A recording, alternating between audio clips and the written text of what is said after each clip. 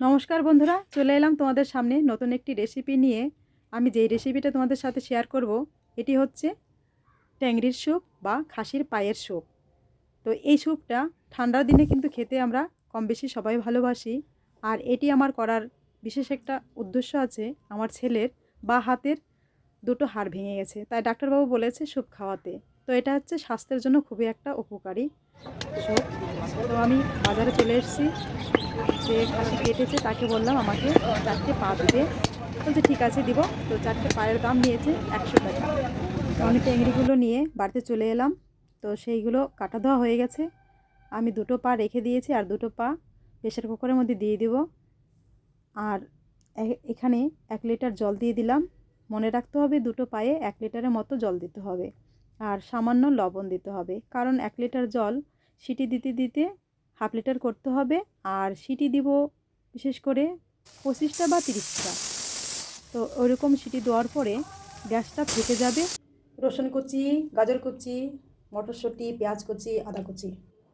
ট্যাংরির ভিতর থেকে ক্যালসিয়াম সব বেরিয়ে গেছে, এখানে গ্যাসটাও হয়ে গেছে। তো আমি প্রেসার কুকারের মুখটা খুলে নিলাম। দেখো খুব সুন্দর তেল ভাসছে, আর স্যুপটা মনে হচ্ছে কালারটা এমনিতেই চলে আসছে। সব সবজিগুলো দিয়ে দিচ্ছি। সবজি বলতে গাজর আর মটরশুঁটি, পেঁয়াজ, আদা একসঙ্গে দিয়ে দিলাম। তো এর মধ্যে আমি এখন একটা কি দুটো সিটি দিয়ে নেব, বেশি সিটি দিব না, কারণ মটরশুঁটি, গাজর এগুলো গলে যেতে পারে। তো দুটো সিটি দেওয়ার পরেই আমি নামিয়ে নিয়েছি।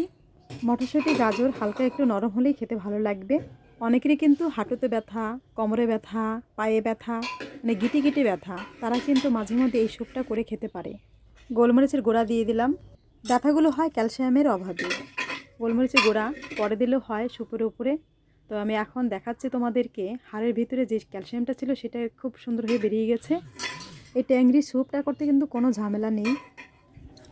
তো এই পাত্রে আমি একটু ঝোল তুলে নেব।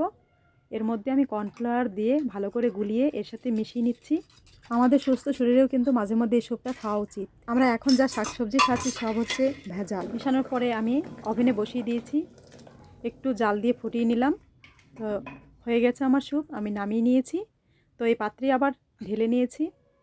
তো বন্ধুরা, কেমন লাগছে জানাবে, অবশ্যই কমেন্ট করবে, সাবস্ক্রাইব করবে, তবে আমার ভালো লাগবে, নতুন ভিডিও দিতেও ভালো লাগবে। এই দুই পাত্রে আমি আর আমার ছেলে খাবো। আমার হাড় ভাঙেনি, তবুও আমি খাবো। তো টাটা, বাই বাই।